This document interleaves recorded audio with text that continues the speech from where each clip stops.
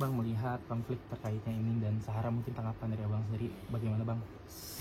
Pokoknya secara etis anak muda ngelawan orang tua tetap aja yang salah yang muda gitu. Yang muda harusnya menghindar. Kalau dari ceritanya memang terlalu berani mereka. Itu kan tidak sopan, tapi terlalu berani tidak sopan. Itu kan aib. Sepertinya yang malu sama Yaimin, padahal dia sendiri yang malu. Saya membela Yaimin. Dan saya yakin Yaimin orang yang harus disayangi, dilindungi, dihormati. Kalau memang dia melanggar hukum, lapor polisi. Tidak perlu dilawan-lawan gitu. Dan kesalahan mereka adalah memviralkan dengan cara-cara seperti itu, sehingga Yaimin dipecat. Tapi akhirnya berbalik gitu. Termasuk saya membela Yaimin. Bang, mungkin kan ini awal mulanya terkait tanah wakaf yang dimana Sahara Intinya itu tanah Sahara atau bukan? Kalau bukan tanah Sahara ya berarti kan itu kan masih tanah umum berhadapan gitu. Tapi kan persoalannya kan bukan masalah parkiran, tapi pikiran mereka selalu negatif terhadap orang itu, selalu ribut gitu. Dan pikiran mereka didukung oleh seluruh Indonesia, padahal Indonesia nggak suka itu. Sekarang tumbang semua itu, termasuk RT. Kalau ada masuk neraka bedol desa atau RT, mereka bisa masuk neraka. Kalau saya malaikat, saya giring mereka masuk neraka semua. Karena melawan orang tua dan mempermalukan dosen yang dimuliakan. Ya kan? Walaupun penjara nggak bisa masuk tuh. Karena Yaimin juga melapor-lapor ya buat apa masukin orang penjara. Tetangga lagi kan. Saya yakin Pak Yaimin juga nggak akan masukin mereka penjara. Tapi ingat, Tuhan akan membalas cerita ini dengan cerita-cerita yang menghukum mereka dengan cara apapun. Ya. Bang, ini kan mungkin dari konflik tanah wakaf ini yang parkiran itu kan sudah damai. Tapi dicari-cari isu soal isu dicabulin Saharanya. Nah, saya nggak yakin itu. Kenapa nggak yakin bang? Ya, nggak yakin aja. Kalau dia kan orang Madura. Kalau memang orang istrinya dicabuli, pasti udah dilaporin atau dicarok ya. Itu saya nggak yakin. Itu hanya bagian dari pembunuhan karakter Yaimin aja. Ya. Karena kalau dari pemberitaan katanya kan Yaimin menyuci baju menggunakan pakaian. Nggak ada di mana. Kenapa Yaimin nyuci baju di rumahnya dia kan? Nggak ada. Jadi yang Biasa masuk, itu. Anwar Ibrahim Perdana Menteri juga dituduh lebih parah dari itu pun tetap jadi Perdana Menteri. Berarti dari Sahara sendiri mencari kesalahan. Nah, saya nggak mau menjelekkan Sahara, tapi yang jelas sudahlah. Kalau perkara-perkara begitu, kalau nggak ada saksi, nggak ada apa, ngapain saya memfitnah orang? Yang ada harusnya bukan mempermalukan orang, tapi bagaimana seorang suami menjaga istrinya jangan sampai dipermalukan orang, dikawal terus dong. Jangan biarkan istrinya masuk ke perkarangan orang, kemudian lihat orang buka baju dibilang itu pelecehan kan gitu. Oke bang, mungkin terkait kasus ini juga kan imbasnya dari Yaimin juga dinonaktifkan atau mungkin mengeluarkan diri dari UIN, itu bagaimana bang? Itu terlalu dini untuk dikeluarkan atau dipecat beliau kan. Mungkin beliau pikir dia nggak bersalah, ya udah kalau dipecat nggak dibutuhkan, mereka udah selesai tamat untuk menyelesaikan pekerjaan. Padahal sebenarnya harusnya dibutuhkan. Bahkan YN itu kerugian gitu dapat seorang guru secerdas itu. Kalau menyangkut tetangga rumah tuh biasa. Kan kecuali dia sendiri kekanak-kanakan, yang penting dia nggak merugikan orang, nggak korupsi. Biasa itu memang kalau zaman jahiliyah dulu itu orang yang difitnah itu orang yang benar rata-rata digituin gitu. Tapi bukan berarti dia menerima dan dia minta maaf dan dia minta pensiun dianggap dia salah gitu. Ternyata kan Tuhan menunjukkan jalan gitu. Secara nalar berpikir logika tidak pantas tetangga suami istri muda ini memperlakukan seperti itu. Mereka sepertinya ingin mempermalukan Yaimin supaya Indonesia menghukum Yaimin. Padahal mereka yang terhukum sendiri, nggak pantas si Sahara dan suami memperlakukan seperti itu. Kalau saya ada hari itu, saya walaupun bukan orang tua, mungkin dia akan ribut sama saya. Ya, kalau ada orang tua digituin sama anak muda, tetangga. Ya. Kalau dia punya istri merasa dicabulin, harusnya dia carok aja. Kan namanya orang Madura, harga diri loh. Kenapa malah ngomong-ngomong begitu? Kalau saya jaga istri kita, bukan marahin orang tapi tidak ada buktinya. Jadi bagaimana jaga istrinya kita jangan diganggu orang gitu. Mas, tak mungkin lah orang tua ini mengganggu. Ya kan? Dia udah punya istri gitu. Justru ini malu. Dan ini gagal trik untuk mempermalukan Yaimin. Dan saya minta Kalau saya jadi malaikat, saya masukin neraka satu RT itu. Iya, karena saya nggak melanggar orang tua dan mempermalukan Islam. Islam, iya. Sampai diusir juga kan ya ini. Nggak diusir, nggak boleh begitu. Ini kayak zaman dulu Rasul diusir dari kota Mekah gitu, diusir, ya kan? Itu kan udah zaman jahiliyah. Yang benar jadi salah, yang perdata jadi pidana. Kan kira-kira seperti itu. Nah, tapi abang sendiri melihatnya seperti apa sih bang? Apalagi ini kan perkara awalnya karena sengketa lahan parkir, adanya parkir liar malah bernambah kayak hal yang lebih Saya nggak ngelihat parkirnya, saya lihat ini masalah pikiran yang tidak normal lagi. Gitu. Dia pikir dia benar, ternyata dia salah. Gitu. Dia pikir dengan mempermalukan orang tua dia malu, orang tua malu, ternyata dia malu sendiri gitu. Karena nggak etis memperlakukan orang tua. Ini Indonesia ada norma kesantunan kesopanan.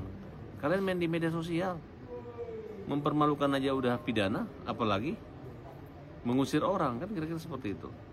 Dan mereka berjanji tidak akan persekusi, tapi menakut-nakuti, menteror gitu. Dan harus taubat sekampung gitu.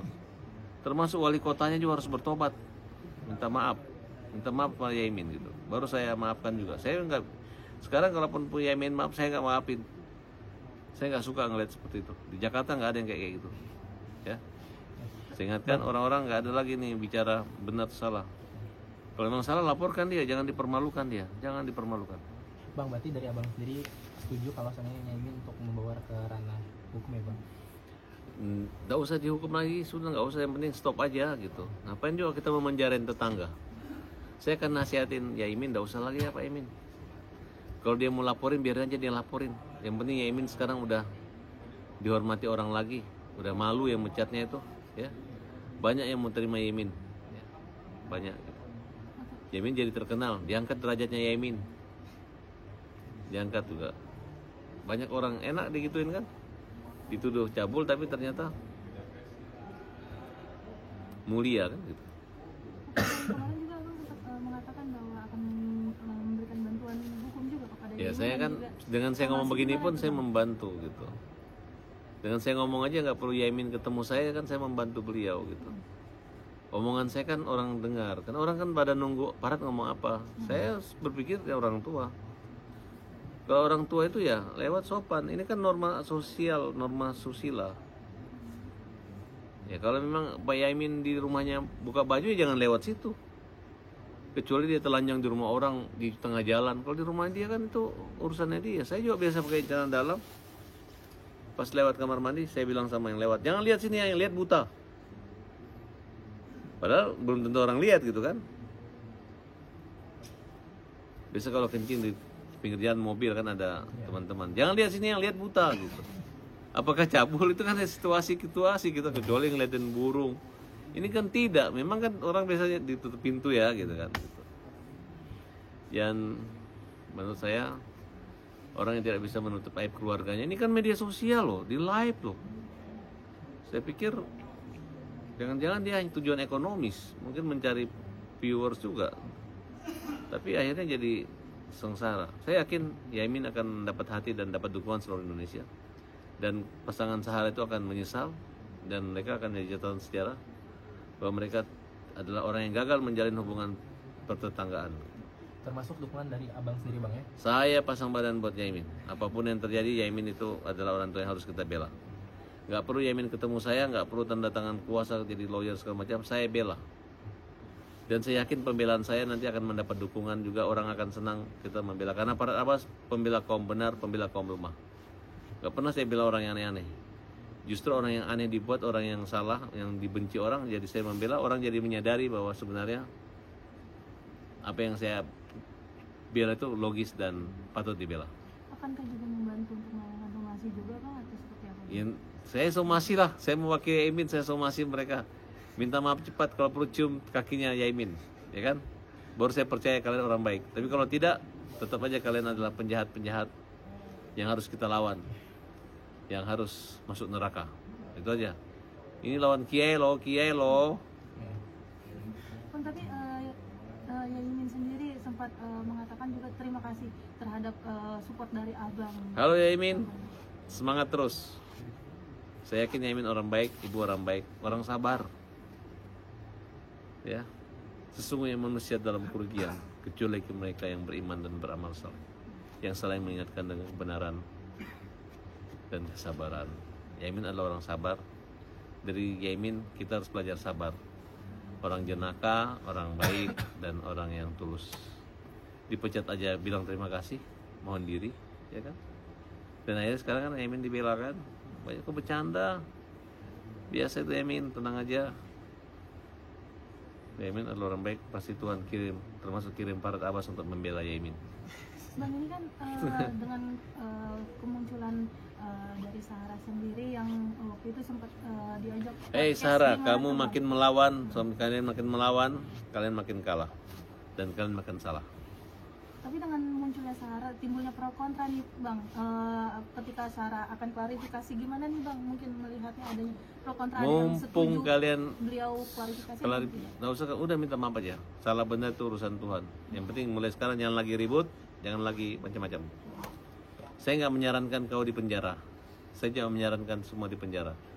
Tapi bisa restoratif justice. Ya, kalau mau saya bisa bantu, saya bisa damaikan. Udah nggak ada gunanya bisnis yang benar. Jangan sampai kalian kehilangan pelanggan dan kalian kehilangan Indonesia. Yang utama itu simpatik. Kalau kalian Yaimin, kalian hormati, insya Allah rezeki akan mengalir. Tapi kalau kalian hina, kalian usir orang, nggak gampang usir orang. Hei, manusia itu yang diusir. Salah apa dia? Ya, aku ingatin. Ini yang ngomong Farhad belum terlalu galak ya, belum terlalu galak. Masih membela. Saya anggap kalian adalah orang yang punya masalah dan orang lemah semua. Tapi ingat, pesan buat Sahara dan suaminya, merendahlah serendah-rendahnya sampai nggak ada lagi yang bisa merendahkan kalian. Semakin kalian mengecilkan orang, kalian semakin kecil. Semakin kalian membesarkan orang, kalian akan semakin besar, semakin mulia. Farhad Abbas, pembela kaum lemah. Bang, mungkin dengan adanya kasus ini aku sempat berkomunikasi juga nggak sih nih ke Yai? Belum. Kalau orang baik mah nggak usah komunikasi ya nggak apa-apa. Yang penting Yai udah tahu lah. Artinya suara pembela kaum lemah saya seluruh kantor ya. Kalian bela Yaimin kan? Bela. Ajar. Berarti membantu secara jauh aja Bang ya? Jauh aja, Dan doa. juga Saya mungkin yakin Yaimin akan tenang, damai selalu. Panjang umur Yaimin dan Farhad Abbas bersama Yaimin. Makasih Bang.